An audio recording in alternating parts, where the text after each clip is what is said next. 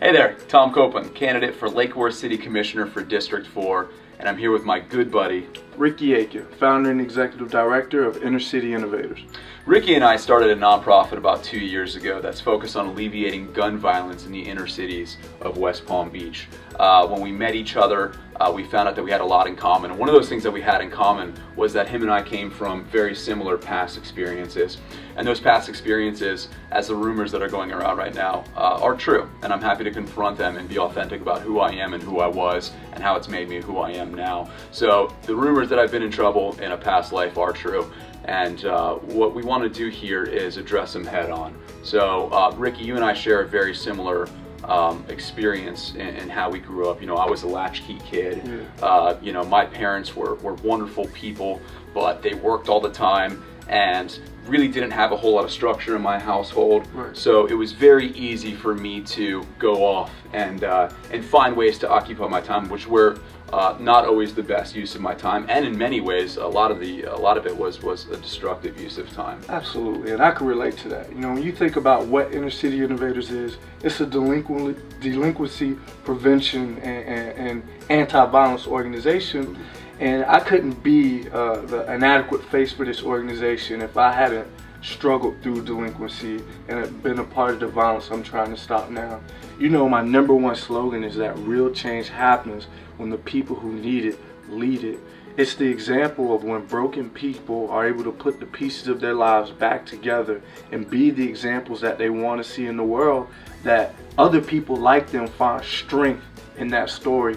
And I think that's what makes what we do at Inner City Innovators so powerful, is that people see us, they see our past, and they see that it didn't provide us an excuse not to shoot for the stars, but it made us more resilient. And that's why we're here today. Exactly, yeah. And you know, for me and and what I've gone through in my life, you know, well over 10 years ago, there was a moment in my life, and maybe you had the same thing, where I had to take a hard look and stop and look at who I was and where I had been and ask myself, is this the life I want to live going forward? And the answer I came up with was no.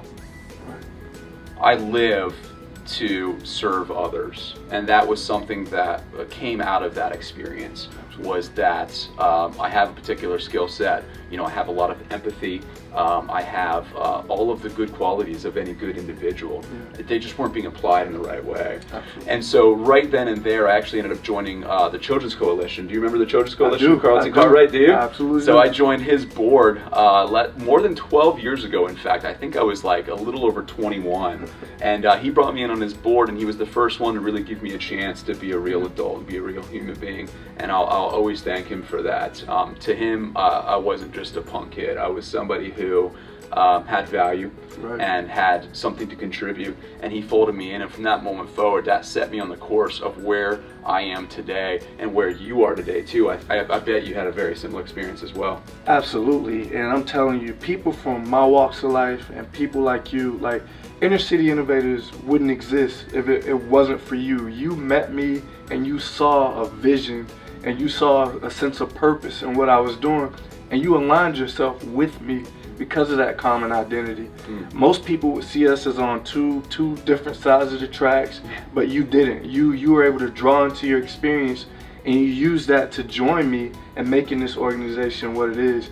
And I don't think enough people realize how much we all have in common. Because if they did, there'd be more organizations founded on the foundation that Inner City Innovators is.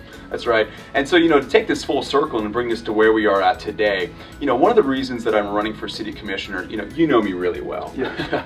and you know me to be somebody who is a relentless doer. Absolutely. And it seemed very well to me to be a natural sort of a natural evolution for me in my journey to move into this candidacy and put my hat in the ring to see if I can do all the good things that I've done in my life with you and with all the different nonprofits. I mean, I did junior achievement for years inside Westgate, by the way, too. Yeah. No, I didn't go to you know Wellington School. I mean, I went to Westgate and did an alternative school. Needed most. That's right.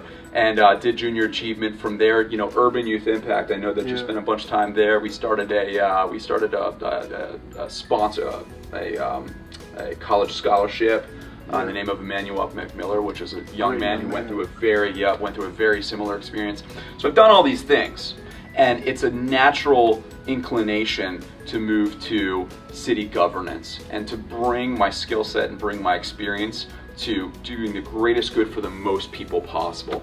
Now, what I just want to end with is how this relates to how do we fix what we went through, and how do we keep other kids from falling into sort of the same traps that we fell into. You've got your way of doing it. Yeah. You've got Inner City Innovators, which I'm blessed to be a part of. Absolutely. Frankly.